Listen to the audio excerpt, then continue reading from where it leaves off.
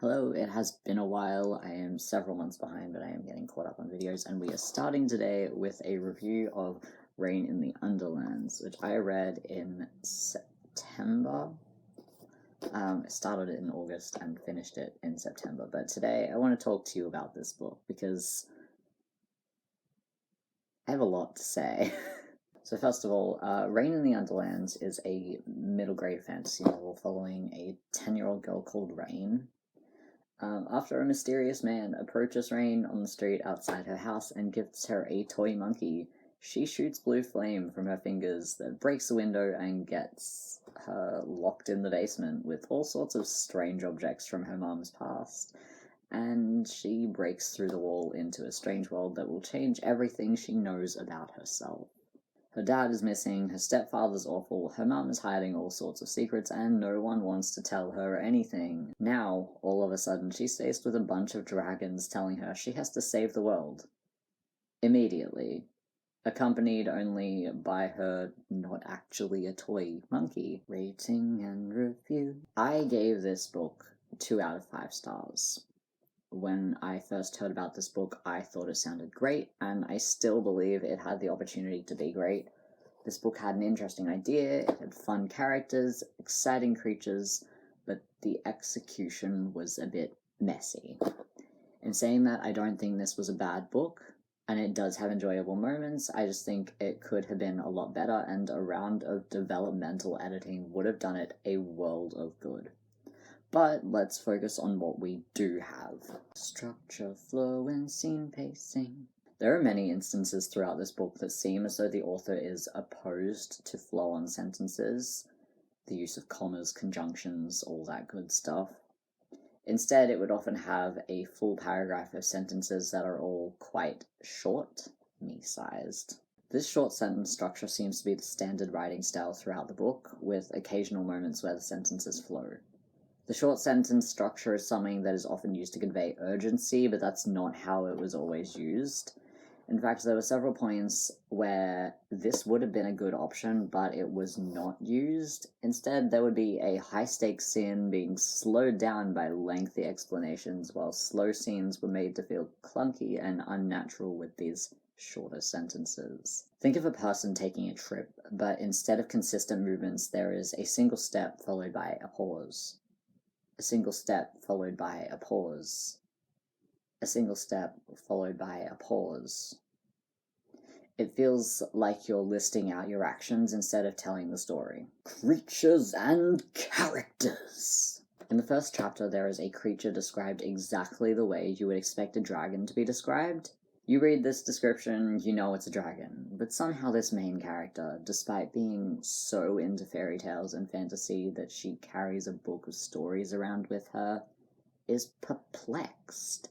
She has no idea what these creatures in front of her are, until a fair way into the book when her book falls open on a page with dragons, and she's suddenly shocked and realizes, oh, they're dragons. She's a fantasy-obsessed kid who carries a book of fairy tales around, and you expect me to believe she didn't recognize a dragon. On the subject of dragons, this particular group has been cursed and cannot breathe fire. But wait, when Rain tickles one of them so hard it laughs, they discover the dragons can fart fire. Never in my life did I expect to utter the words, please, for the love of everything, do not tell me the good guys are going to win by farting on their enemies.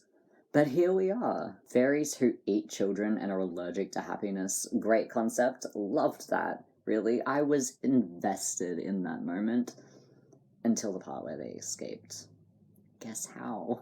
There were cyclopes, gnomes, trees that were kind of alive, and mentions of a few other creatures we don't get to see. Sentence opener repetition. There were a few patches where half the sentences in the paragraph would start with the same word or similar words. One example of this was a paragraph with 5 consecutive pronouns, she, her, she, followed by another 2 sentences and then another 2. She. Another example of this is jumping between 2 character names, Most sentences in the paragraph will start with the name of one of these two characters, often the same character a couple of times in a row. On one occasion, 3 sentences in a row began with Morrigan. This, again, has an effect on the way readers process the text. It feels off, like it's trying to get a sentence out but keeps stuttering and starting over, rather than being a run of events. Plot pacing. This entire book takes place over 2 days. Rain is outside her house when a stranger shows up and gives her a toy monkey. Her stepdad locks her in the basement. She rips a hole in the wall and falls into the Underlands. She wakes up after a nap to a bunch of dragons and her monkey saying, "We were hoping to ease into this and train you, but oh well, you're here now, you've got to go fight the evil witch." She starts the journey, they camp overnight, and the next morning the dragon who accompanied her says, "You need to get to this place and fight the evil witch, and you need to get there while the sun is still up. I'm gonna skedaddle." And he just leaves her. No further information, nothing about how to fight the witch, minimal backstory for why, absolutely no training and no directions. This 10-year-old girl is going through a forest full of monsters, basically alone, without a map, in less than a day, because the Dark Witch is more powerful in the dark, and the army of creatures of darkness won't come out in the day. The monkey, the dragons, and the stranger, a very powerful wizard, all have a lot of information that could help her, but they just keep avoiding questions and telling her nothing. She's able to learn a few things along the way, but only because she happens to run into the right creatures and narrowly avoids death a couple of times. These near-death situations involve her getting into something that might kill her, and anyone around her just sitting back to watch, despite being fully aware it's something dangerous and only stepping in either at the last minute or after she's figured it out and barely escaped. Character development. As I've mentioned, Rain is 10. She's never heard anything about this world until now, but suddenly she's expected to kill this witch and save the world. On her own, with less than a day's notice. She has no fight training, no magic training, and less than 24 hours of knowledge of this world or what is happening. But it's okay, because she's not scared and she's got a bit of a cocky attitude that will get her through. In an obnoxious way, not a badass way. She's also stating that she doesn't care if she dies or something kills her and has absolutely no problem with straight up murdering someone she knows basically nothing about. Rain also spent the entire book whining about various things and then suddenly shifting to a hard character saying, "I have to save the world, everything is up to me," which makes it worse than simply not being scared because she's got these 2 very opposite themes and no consistency. Sometimes it makes sense for a character to not be scared of anything, but without reasoning or flaws or some kind of crack in the surface, it just makes them feel flat and difficult to connect with. In those instances, it takes away from the authenticity of the character. This is exactly what happened with Rain. Hinting and unanswered questions. There are at least 2 pieces left from this plot that were brought up once or twice and never resolved. One of those was mentioned at the end, hinting at a sequel, but the other was left entirely open, just echoing in the reader's mind. One of these things could have been better executed, but it worked. But the other was unnecessary. It's something that should have either been properly addressed or left out entirely to be used in a future novel. As it is, instead of feeling like an encouragement to continue reading, it puts pressure on the reader and comes across more as a demand. There aren't many books where you can read the first line and have it accurately set your vibe for the whole book, but this was like that for me. Content warnings. Abuse and domestic violence, animal death, violence, and depression and low self-worth. So who would I recommend this to? If you're after a quick read with magic, dragons, and adventure, you could give this one a try. So that's it. That was my review of Rain in the Underlands, and yeah.